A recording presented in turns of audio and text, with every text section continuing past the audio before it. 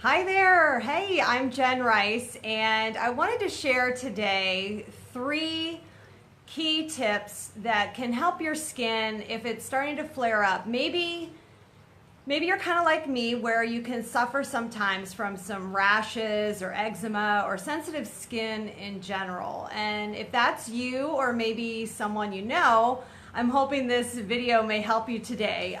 Back early in August, I did a lecture for the Florida Academy of PAs, and it was about this topic, which is a functional medicine approach to the 5 most common dermatology skin concerns. And today I wanted to focus on one of them.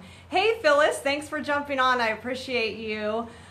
You've been so supportive too those last few weeks. Thank you for all your comments and everyone else who's been following us on this journey. And we are back in Naples, Florida, and happy to be here. So I wanted to jump in today because I didn't get the opportunity to share some of the key points of this functional medicine lecture, and I think it could be helpful to some people. So I wanted to start today with eczema and sensitive skin rashes, because that can affect a lot of people, and especially as we go from summer to fall or fall to winter, or some places it goes from summer right to winter. I know when I lived in the DC area, it was 90 degrees and then it was winter, right? And so your skin kind of can get really irritated by this dramatic change in temperatures. And we also see the same thing if you're flying to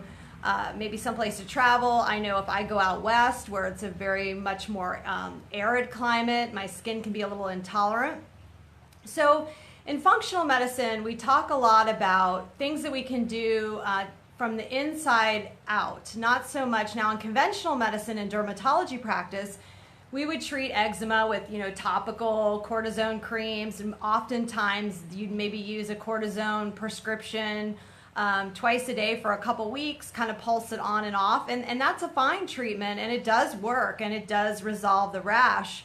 However, because eczema and some other skin conditions can be chronic, it can be a good idea to look at other factors, and let's jump into these 3 things that you can consider. So the first thing would be something like an elimination diet.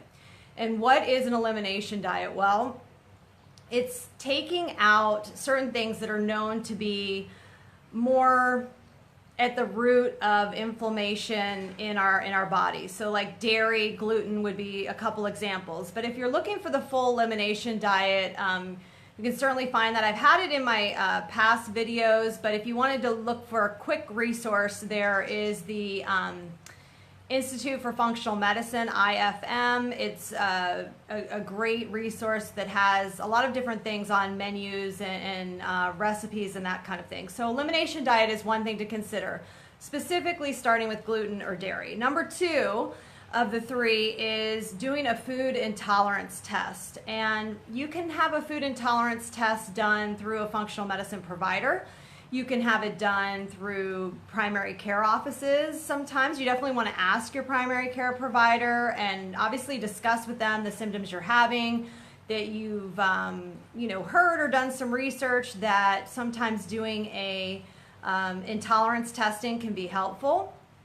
And even you can do your own testing to see if there are certain things that you eat that your skin starts to act up more so than when you avoid it. Sugar can be a big one for people, with acne. It can also be a big driving factor behind some other conditions like, the psoriasis and other chronic skin conditions. So the third thing though is going to be, this list is long in that you don't have to take all this down, but I want to give you a resource that's called the Eczema Diet, and it's by Karen Fisher. So the Eczema Diet by Karen Fisher. And she talks about increasing nutrients. And so when you can increase nutrients in your diet, and I've said before that they say Americans are the most overfed, undernourished population. So we're eating a lot, but we're not always eating what's good for us, or maybe the quality of the food isn't that great. Hey Judy, thanks for being here. Appreciate you. So I'm talking today about eczema and a functional medicine approach, and also kind of when skin acts up in general from rashes or irritation. So if we're talking about increasing nutrients, what nutrients are we even, what are we discussing? Well, probiotics is one, vitamin D, vitamin E, vitamin K2, the B5, the B3s. So the B vitamins are really important that you may have to add in there. There are things that we can get from food that we don't necessarily have to take supplements for, but you might want to see what foods would fall into the category of increasing the selenium that you get, increasing silica, increasing sulfur. Sulfur is found in foods, and so you can also look at your food source and trying to get some nutrients that way. But as far as supplement wise, you may want to add a vitamin C, vitamin A, omega-3s, biotin, zinc. These are all helpful when it comes to eczema or psoriasis. And again, you can talk this over with your doctor or healthcare provider, making sure that they're part of the plan and that you're not just going rogue and doing your own thing. And I think that a lot of us, though, that are interested in this content are doing our own research, and we can bring these things into the office and discuss it. But we can also begin just with our own diet. We don't need approval or help to change what we're eating every day. We can begin that ourselves, and that's where Karen Fisher's book is really helpful.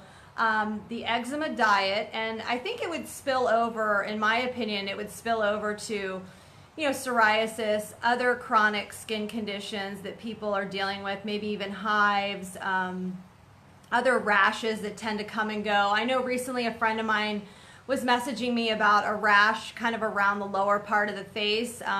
We call that like a perioral dermatitis, and it overlaps like an acne and eczema. So even adding these nutrients with those conditions can be really helpful. So like I said, conventional medicine is going to tell us, cortisone creams. We have some non-cortisone prescriptions that we use a lot for eczema. We use some light therapy. We also will do different, more, I guess you'd say, aggressive treatments.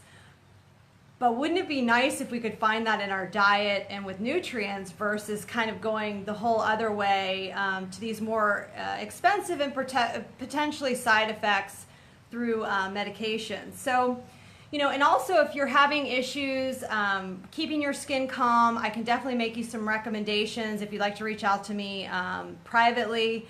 I know there are a lot of ways that we can keep our skin from keep it behaving well, which would be by, increasing our hydration, increasing our water intake. Certainly these supplements and nutrients that I mentioned earlier can be helpful.